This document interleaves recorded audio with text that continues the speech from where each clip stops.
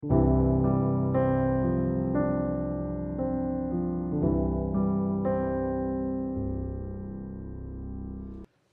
떠난 뒤에 사람들이 여러분을 어떻게 기억하길 원하세요?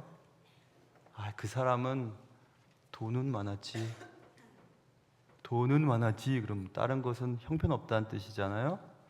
아니면 교육은 많이 받았지. 자녀들을 잘 공부시켰어. 뭐 그런 얘기 듣고 싶으세요? 아니면 그것도 저것도 아니면 그 사람은 나이보다는 참 젊었지. 동안 미모. 그것도 아니면 그분은 정말 소화력이 좋아서 하루에 4끼씩 5끼씩도 먹었어. 뭐 그렇게 기억받고 싶으세요? 저는 딴 거 없습니다. 저는 누군가가 저를 기억하면 하나님과 함께 했던 사람이었지. 지금 아멘 하신 분 고맙습니다. 하나님께 복받은 사람이었지, 이런 얘기는 꼭 듣고 싶거든요. 그런데 도대체 하나님께 복받았다는 게 뭘까? 뭘 복받은 겁니까? 뭘 해야 하나님께 복받았다고 얘기할 수 있을까요? 그래서 맥주 감사주일이니까 우리가 늘 요즘 누가복음 강의를 하는데, 절기 때는 좀 다른 설교를 원하시는 분들이 많으셔서 절기 때는 다른 설교하고 있는데, 아니 뭐 복을 받아야 감사를 할 거 아니겠습니까? 그냥 감사주일이라고 무턱대고 감사할 수 없으니까 제가 생각해 봤습니다. 성경에서 말하는 복은 뭘까? 난 정말 성경에서 말하는 복에 따르면 나는 복받은 사람인가? 이런 생각을 해보게 되었습니다. 모쪼록 오늘 맥주 감사주일을 맞이하면서 오늘 본문 말씀 시편 128편을 나눌 텐데, 말씀 속에서 여러분은 복받은 사람인지 아닌지 한번 생각해 볼 수 있는 귀한 시간 될 수 있기를 주님의 이름으로 축원합니다. 자, 그러면 이제 한번 찾아봐야 될 것 같아요. 무엇이 복인가? 성경에서 말씀하고 있는 복은 뭔가? 모두가 복이라고 여기는 것이 모든 사람에게 똑같이 적용되지는 않습니다. 어떤 사람은 남편에게 사랑받는 것을 복으로 여기는 사람들이 있습니다. 또 자녀들이 잘 되면 저 사람은 복받은 사람이야 라고 여기는 사람들도 있고, 요즘 같으면 무슨 자녀 하나 키우기도 힘든데 자녀가 하나도 없는 게 복이야, 무자식이 상팔자야 라고 자녀를 안 낳는 젊은 부부들도 꽤나 많습니다. 뭐가 도대체 복인가? 기본적인 게 뭘까? 공통되는 게 뭘까? 사람에 따라 다 복이라고 느끼는 것이 다르기 때문에 오늘 성경에서 꼭 알아야 될 것 같습니다. 근데 성경을 보면 2절 보세요. 네가 복되고 형통하리로다 써 있거든요. 복과 형통을 따로 구별해서 설명하고 있어요. 우린 돈이 많으면 행복할 줄 알았는데, 복일 줄 알았는데 그게 아니라는 겁니다. 형통은 프로스퍼러스에서 성공한, 부유한, 이런 뜻을 가진 단어거든요. 그래, 부유하다고 해서 성공한 것은 행복한 건 아니고, 또 성공했다고 해서 복 있는 사람이라고 말할 수도 없다는 얘기를 지금 하고 있습니다. 복이라고 성경에 써 있는 이 복은 우리가 그냥 쉽게 해석하면 행복한 상태를 말해요. 그러니까 조건에 따른 것이 아니라 내 마음이 행복한 것, 행복하지 않은가. 오늘 이상하게 컨디션이 안 좋았어요. 새벽 예배까지는 좋았는데 1부 예배 때부터 컨디션이 영 안 좋아서 이거 어떻게 하면 좋지? 많은 애를 썼는데 1부 때도 그렇고 2부 때도 컨디션이 참 안 좋더라고요. 오늘 왜? 그래서 제가 생각했죠. 이 컵라면을 먹어야 할 때인가? MSG가 필요한가? 어떻게 해야 되지? 하고 있다가 왜 행복한 마음이 없을까? 행복하다는 설교를 해야 되는데 왜 행복하지 않을까? 컨디션이 왜 안 좋을까 생각했습니다. 그러다가 이렇게 3부 예배 드리려고 요 계단에서 이 뒤쪽 계단을 올라오는데 어떤 이제 이번 달에 결혼할 청년 하나를 만났어요. 그 청년이 저를 딱 보면서 목사님 너무 멋있어요. 기분 나빠하지 마세요. 그냥 그렇게 얘기했다는 겁니다.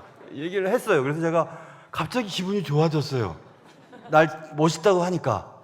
그래서 제가 기분이 되게 좋아져갖고 제가 어깨동무를 하면서 난 너 항상 보면 난 널 멋있어. 왜냐하면 하나 받았으니까 10개는 줘야 되잖아요, 목사님은. 그래서 너 정말 멋있어 하고 이제 탁 하더라고. 하다가 딱 올라오는데 저 문 앞에서 또 어떤 집사님이 막 들어오는 거예요. 근데 장난을 좋아하니까 못 들어오게 막 문을 잡고 있다가 워낙 요즘에 갱년기 여자들 힘이 세니까 나를 열어서 들어왔어요. 그 집사님이 목사님 멋있어요 또 그러는 거예요. 갑자기 기분이 뭐 너무너무 좋아지기 시작했습니다. 기분이 너무너무 좋아지기 시작했는데 그 다음 얘기는 안 할 거예요. 근데 또 기분이 또 나빠지는 일이 또 하나 있었어요. 그래서 내가 이거 어떻게 하면 좋지 생각했습니다. 그런데 여러분, 성경에는 그런 조건 때문에 좋았다가 안 좋았다가 복이 있다가 복이 없다고 말하는 게 아니라는 거예요. 그냥 행복한 상태가 지속되는 게 복이라고 말하고 있거든요. 여러분, 돈이 많으면 좋겠죠.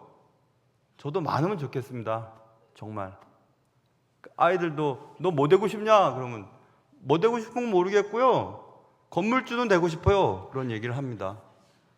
근데 가만히 들어보면 진짜 건물이 있으면 좋겠다 이런 생각이 들었습니다. 집 한 채도 없는데 건물이 있으면 얼마나 좋을까. 성사님 들어오면 막 재우고 주무시라 그러고 그럼 얼마나 좋을까 이런 생각을 해봤습니다. 근데 성경 분명히 아니야. 성공하고 부한 것과 행복한 상태는 별개야. 그런데 어떤 사람은 행복한 상태와 복을 함께 받을 수 있어. 이렇게 지금 얘기하고 있습니다. 그래서 저도 궁금하기 시작했습니다. 그러면 복되고 형통한다? 그럼 구체적으로 어떤 복을 말하는 것인가? 성경에서 말하는 복은 4절 보면 이같이 복을 얻으리로 될 써 있거든요. 이 같은 복이라고 말하고 있어요. 이 같은 복. 어떤 복인데? 그 복이 2절부터 3절에 있는 내용입니다. 이 같은 복은 2절 보면 네 손이 수고한 대로 먹는 것, 그게 복이랍니다. 너무 이상하다는 생각이 들었어요. 아니지, 수고 조금 하고 많이 남겨야 복이지. 주식 투자했는데 이만큼 남겼어. 야, 복 받았네. 너 진짜 복 있네. 행운이야. 이렇게 얘기를 하는데 그거 아니라는 겁니다. 수고한 대로 먹는 게 복이랍니다. 너무 다르지 않습니까? 우리가 생각하는 것과. 그래서 127편과 128편이 한 쌍으로 봐야 되거든요. 127편과 128편은 솔로몬이 지은 시예요. 솔로몬이 이렇게 얘기합니다. 어떤 사람이 있는데 2절 보세요. 127편입니다. 2절에 너희가 일찍이 일어나고 늦게 누워 수고를 엄청 하는 거죠. 잠을 줄여가면서. 그렇게 해서 떡을 먹었어. 근데 헛됐어. 이렇게 얘기합니다. 수고를 많이 했는데 나중에 보니까 아무것도 남는 것이 없었어. 그게 복받지 못한 사람의 특징이거든요. 그러니까 복 있는 사람은 수고한 대로 먹는 자가 복이라 이렇게 말하고 있습니다. 그러니 여러분이나 저나 수고 조금 하고 큰 결과를 기대하면 안 됩니다.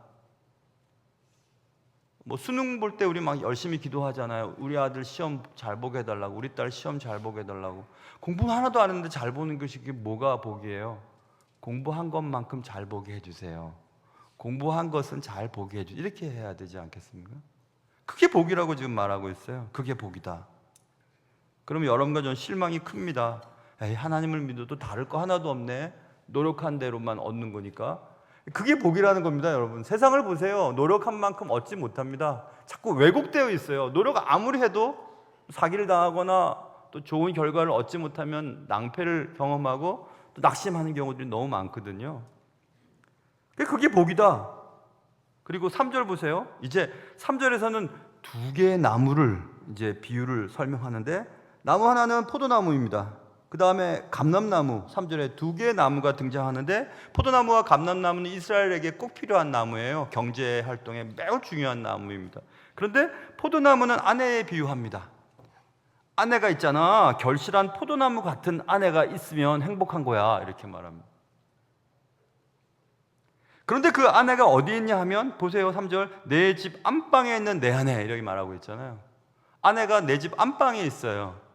내 집 안방에 있는 아내와 내 집 바깥에 있는 아내, 이렇게 나눌 수 있다는 얘기입니다. 이 솔로몬이 지은 이 127편, 128편, 솔로몬의 머릿속에는 바깥으로 돌아다니는 여인이 있었어요. 잠언 7장에 보면 이 여인이 있다. 이 여인은 떠들고 완악하고 그의 발이 집에 머물지 아니하고 어떤 때는 거리에서 발견되고 어떤 때는 광장에서 발견되고 어떤 때는 사람들을 기다리면서 막 돌아다니는 여자가 나와요. 그 여자와 반대되는 여자를 말하는 겁니다. 여자가 있는데 그 여자가 내 집 내실에 있어. 안방에 있는 여자야. 그럼 여자가 왜 바깥으로 배회할까요? 두 가지 이유입니다. 하나는 너무 외롭고 불만족스러우니까 집안이 집에 들어가기 싫은 겁니다. 그래서 배회하는 겁니다. 막 돌아다니는. 남자도 마찬가지겠죠. 에이, 저기 들어가기 싫어. 그 아내가 자는지 다 보고 불 꺼지면 이제 싹 들어가고 그런 사람들 있잖아요. 근데 여자가 그런 겁니다. 지금 왜 들어가기 싫을까? 불만족스럽고 외로워서 막 사람 만나러 돌아다니는 겁니다. 밤늦게까지. 또 한 가지 이유는 이 여자가 자기 집 안방에 있을 만한 형편이 안 되는 겁니다. 무슨 형편이냐면 경제활동을 해야 되는 거예요. 밖에 나가서 경제활동을 해야 되기 때문에 집 안방에 있을 수 없는 아내. 물론 지금은 여자분들도 전문적인 직업을 갖고 계신 분이 많고 또 남자가 집안일을 하는 분들도 많이 계십니다. 근데 지금 이때로 돌아가 보는 겁니다. 이 고대 사회에 어떤 여자가 있었는데 집안에 있어. 내 아내가 집안에 있어. 그리고 집안에 앉아 있는데 결실한 포도나무처럼 무엇인가 이렇게 다른 사람이 열매를 따먹을 수 있을 만큼 무엇을 준비하고 있어. 아주 멋진 아내의 모습 아니겠어요? 그런데 이 아내가 집에 있지 못하고 배회를 해. 집에 있지 못하고 밖에서 경제활동을 해서 먹여 살려야 해. 그건 복이 아니라는 얘기입니다. 역할에 대한 문제예요. 정말 행복한 것이 무엇인가? 남편과 아내가 각각의 역할을 잘 감당할 때 그게 복이라는 겁니다. 그게 포도나무에 대한 얘기입니다. 물론 이 포도나무, 결실한 포도나무에서 결실하다는 말이 잉태의 이미지로 사용되기도 합니다. 잉태. 이게 유대 문학에서 포도나무는 기쁨을 설명해요. 예수 그리스도께서 제일 처음 기적을 베푸신 것은 물을 포도주로 만드신 거지 않습니까?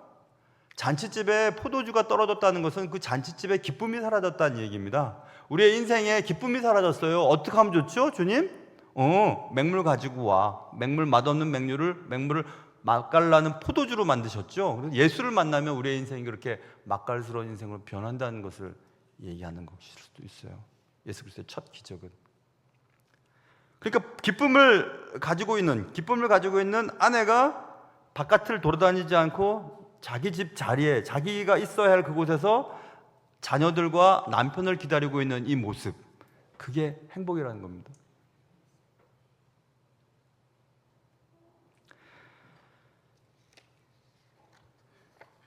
그리고 또 하나의 나무는 감람나무죠. 감람나무처럼 또 유대인들에게 필요한 나무는 없어요.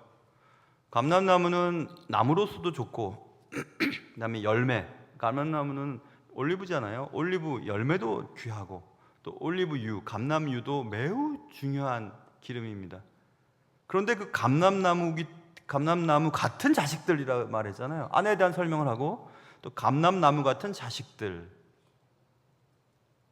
유익하고 버릴 것이 하나도 없는 그런 자식들, 그리고 어린 감람나무라고 했으니까 앞으로 더 유익하고 버릴 것이 하나도 없는 자녀로 성장할 것을 기대하는 소망과 미래에 대한 얘기거든요. 생기가 있고 활력이 넘치고 활력이 넘친 이런 감람나무, 어린 감람나무 같은 아이들이 식탁에 둘러앉아 있다 이겁니다. 식탁에 둘러앉으려면 동그란 식탁을 제외하고 뭐 사각형, 육각형, 팔각형 있으면 일반적으로 유대인들은 사각형 식탁인데 그럼 적어도 4명 정도는 있어야 되겠죠. 그래 고대 사람들에게 있어서 다사는 축복이었어요. 지금도 아니라고 말은 못하겠습니다. 그런데 워낙 살기가 힘들고 아이들 양육하기가 힘드니까 하나 딱 그만, 둘 그만 이렇게 하고 말아버리지만 사실은 이 다산도 복이거든요. 그런데 그 둘러앉은 자식들이 식탁에 둘러앉았다. 그들은 어린 감람나무 같다. 이렇게 말합니다. 그것을 바라보고 있는 것이 너무 행복해 보였던 겁니다. 솔로몬이 생각하기에. 전도서에 보면 솔로몬이 자신을 행복하게 만들기 위해 여러 가지 방법들을 사용해 봅니다. 노비들을 많이 구하고 과수원도 만들고 땅을 파서 물도 흐르게 만들고 뭐 처와 첩들은 엄청 많이 자신의 쾌락을 위해서 결혼도 하지만 다 헛됐다 이런 얘기를 하거든요. 그러면서 지금 솔로몬이 얘기하는 거예요. 이런 가정이 행복한 거 아니겠어? 한 여자가 내실에 있고 자신의 역할을 감당하고 있고 아이들과 남편이 오면 무엇인가 줄 수 있는 열매를 가지고 있는 결실한 포도나무처럼 있고, 아이들은 장래가 촉망된 아이들은 막 둘러앉아서 같이 밥을 먹는 이런 광경들을 보면서 이게 행복한 거구나라고 지금 솔로몬이 우리한테 얘기를 하고 있는 겁니다. 요즘 혼밥을 많이 하니까 어머님들이 저녁을 몇 번 차려야 되는 그런 일들이 생기잖아요. 그래가지고 좀 한 번에 밥을 좀 먹었으면 좋겠다 이런 얘기를 하죠. 그래서 지금 각자가 먹습니다, 밥도. 그런데 여기 보세요. 아이들이 함께 둘러앉아가지고 밥을 먹는 이 장면 얼마나 행복한가. 이겁니다. 너무 행복한. 물론 그냥 시도 때도 없이 화가 나고 시도 때도 없이 그냥 불같이 화를 내는 갱년기 여성들이 있습니다. 그런 분들이 있긴 있어요. 그냥 화가 나서 남자들은 그냥 피해야만 하고 그냥 그래야 되는, 우리 집 얘기는 아닙니다. 우리 얘기 그냥 여러분들 얘기를 지금 하는 겁니다. 그래서 지금 이 시편 저자 128편에서 행복이 뭔지 아냐? 행복은 남편이 바깥에서 경제활동을 해서 아내는 경제활동할 필요가 없어. 그리고 아내를 너무너무 사랑하기 때문에 아내가 외롭지 않아. 바깥으로 배회하지 않아. 다른 사람 만나려고 돌아다니지 않아.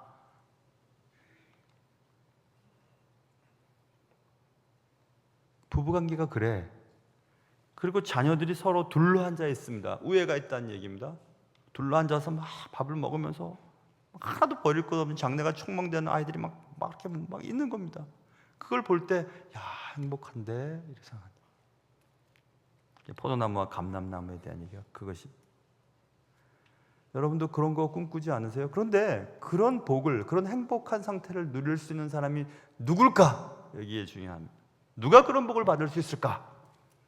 이 성경 써 있습니다. 1절과 4절 반복해서 여호와를 경외하며 그의 길을 걷는 자마다 복이 있다. 4절 여호와를 경외하는 자는 이같이 복을 얻으리로다. 여호와를 경외하며 그의 길을 걷는 자. 여호와는 하나님의 명칭 가운데 언약을 설명할 때는 여호와라는 말을 씁니다. 언약을 맺으시고 지키시는 하나님을 강조할 때 여호와 하나님이라고 하거든요. 하나님은 언약하시고 지키세요. 뭘 언약하는가? 야, 이렇게 살아. 이렇게 살면 넌 복을 받아. 이렇게 살지 않으면 너 안 돼. 라고 하는 그 언약을 지켜주시는 하나님. 그래서 하나님, 그 언약의 하나님의 길을 걷는 자마다 복이 있다 이것입니다. 그래서 제가 갖고 있는 NIV에도 이렇게 써 있습니다. Who walk in his ways. 그의 길을 걷는 자. 그래서 그 길이라고 하는 것은 way가 길도 되지만 또 방법도 되잖아요. 수단. 그러니까 그의 방식대로 살아가는 자에게 주시는 복, 그게 행복이라 이렇게 말하고 있어요. Today's English version, TEV 버전에도 이렇게 써 있습니다. 풀어서 Who live by his commands라고 되어 있어요. 그의 명령에 따라 살아가는 자, 그의 명령을 지키는 자, 말씀대로 산다는 얘기입니다. 또 더 풀어서 쓴 성경이 있어요. New International Reader's Version이라고 NIRV. 거기 이렇게 써 있어요. Who live as he wants them to live. 하나님께서 그들에게 바라는, 그들이 이렇게 살았으면 좋겠다라고 하는 삶의 방식대로 살아가는 자에게 복을 주시는 얘기입니다. 언약을 하시고 언약대로 지키는 자에게 주시는 하나님의 선물로 주는 것이 행복한 상태. 그리고 거기다가 부유함과 성공도 함께 주신다 이렇게 말씀하고 있습니다. 나는 왜 이렇게 안 될까? 왜 이렇게 안 되지? 하면 안 돼, 하면. 왜 안 되지? 왜 안 되는지 한번 생각해 보세요. 하나님과 관계와 하나님이 원하시는 삶의 방식대로 살아가는가, 그렇지 않은가가 결정이 되는 거예요.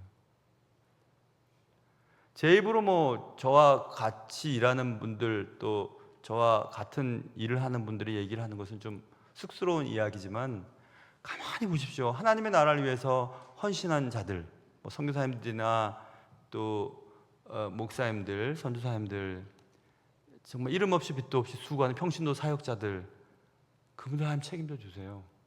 전 그걸 정말 많이 봤어요. 하나님 주시는 복, 돈이 없어도 좋습니다. 거할 때도 없어도 마음이 행복하죠. 자녀들도 잘 되고. 그런 복을 그런 사람들이 받는다 이렇게 말하고 있습니다. 그렇다면 여러분은 그런 복을 받을 만한 사람들인가 한번 생각해 봐야 합니다. 돈이 많아지는 것, 승진하는 것, 아파트가 오르는 것, 주식 투자한 것이 많은 것을 남는 그런 것들을 말하는 게 아니에요. 그런 거 없어도 자녀들이 장래가 촉망되게 자라나는 것, 아내가 집안에서 다 기분 좋게 앉아서 남편을 오길 기다리고 무엇인가를 줄 수 있도록 결실한 포도나무처럼 기쁨을 주는 아내가 집안에 있는 것, 얼마나 아름다운 모습입니까? 그래야만 감사가 나오지 않겠어요? 뭐 감사할 게 있겠습니까? 맥주 감사주일은 사실 농경사회 때나 되는 거죠. 요즘에 무슨 보리 농사를 지어갖고 보리 농사 추셨다고 감사합니까? 감사할 것들 한번 찾아보세요. 자녀들을 보고 남편과 아내의 역할을 감당하는 것을 보고 감사할 것을 찾아야 할 겁니다. 자, 됐어요. 그런 사람이 복을 받는다고 했는데, 근데 그런 복을 어디서 받을 수 있을까 이겁니다. 어디서 받지? 성경에 써 있습니다. 여호와께서 시온에서 5절 시온에서 내게 복을 주실지어다. 하나님이 주셔야 받는 복인데 이 행복은 시온에서 주는 거구나. 시온은 무엇이죠? 시온은 하나님의 보좌라는 뜻이거든요. 하나님이 계신 곳입니다. 하나님의 임재가 있는 곳이에요. 지금 말하면 하나님의 임재가 있는 곳, 그것은 예배 시간입니다. 예배는 하나님과 그의 백성들과의 만남이라고 제가 말씀드렸잖아요. 예배 시간에 하나님이 복을 주시는 거예요. 이렇게 복을, 우리의 문제들이 켜켜이 쌓여있고 해결되지 않았어도 마음에 평안함이 있습니다. 어려운 문제들도 쉽게 넘어갈 수 있는 힘이 생기고 영적 근육이 만들어집니다. 먹을 것도 없고 승진도 잘 안 되고 돈도 없는데도 마음이 평안한 거예요. 그래서 바로 위에 보세요. 127편에 솔로몬이 일찍 일어나고 늦게 누우며 수고의 떡을 먹고 헛되다고 얘기하는 사람이 있지만은 여호와께서 그의 사랑하는 자에게는 잠을 주시노다 해서 있는 겁니다. 편안하게 잘 수 있어요. 내일 어떤 일이 생겨도 잠을 잘 잘 수 있습니다.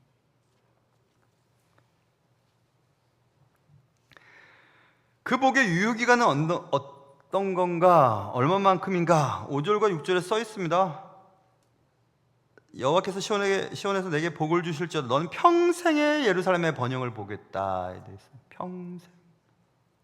All the days of your life. 돼 있어요. 너의 삶의 모든 날 동안 그런 평안함을 주신다. 자식의 자식을 볼지어다. 자식의 자식을 본다는 이 말은 그냥 쉽게 수고처럼 쓰이는 것은 장수에 대한 얘기거든요. 자식이 있는데 그 자식이 자식을 낳았어요. 자식이 자식을 낳은 것을 봐요. 그만큼 오래 살아야 된다는 얘기 아니겠어요? 장수의 복을 주신다. 아이고, 오래 사는 게 뭐가 복입니까? 그냥 알맞게 그냥 죽으면 되지. 그래도 자기 자식이 또 자식을 낳는 것을 보는 것은 복 아니겠어요? 영적으로도 마찬가지죠. 내가 전도했는데 그 전도한 사람이 성장해서 또 전도를 했어요. 얼마나 큰 복입니까? 여러분, 믿음의 계대가 3대까지 이어지는 것이 참 드뭅니다. 내가 신앙생활 잘했는데 내 자녀들도 신앙생활 잘하고 그 또 자녀들이 신앙생활 잘하는 건 참 어렵습니다. 우리 부모님이 신앙생활 잘했는데 나 때 그냥 중간에 끊어지는 경우들도 참 많아요. 난 괜찮은데 우리 자녀들이 끊어질 수도 있고. 근데 매일매일 하나님으로부터 이 복을 받으면, 행복한 마음으로 살면 이 믿음의 계대가 잘 이어진다고 성경은 말씀하고 있습니다. 대단한 복입니다.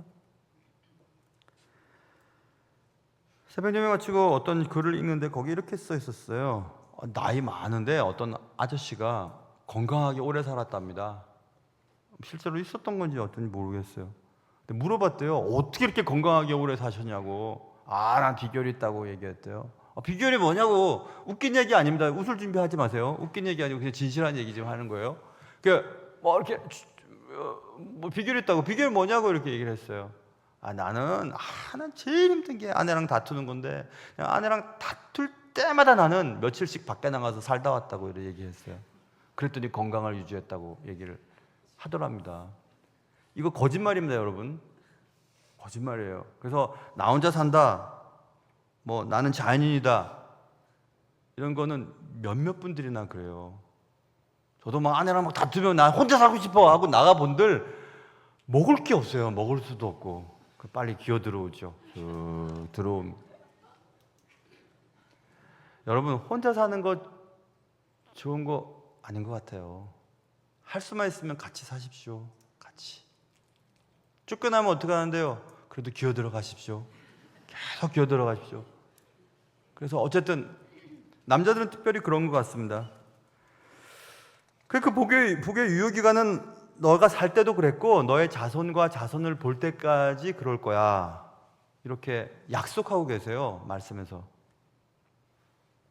가만히 한번 눈여겨보세요.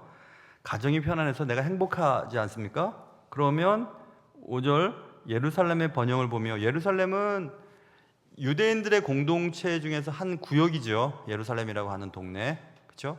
그러면 예루살렘이 번영을 보며 예루살렘이 잘 된다는 겁니다. 그리고 6절에 보면 이스라엘에게 평강이 있을지로다. 나라 전체에 평강이 있을지로다. 나라 전체에 복이 있을 거다. 이렇게 말하고 있거든.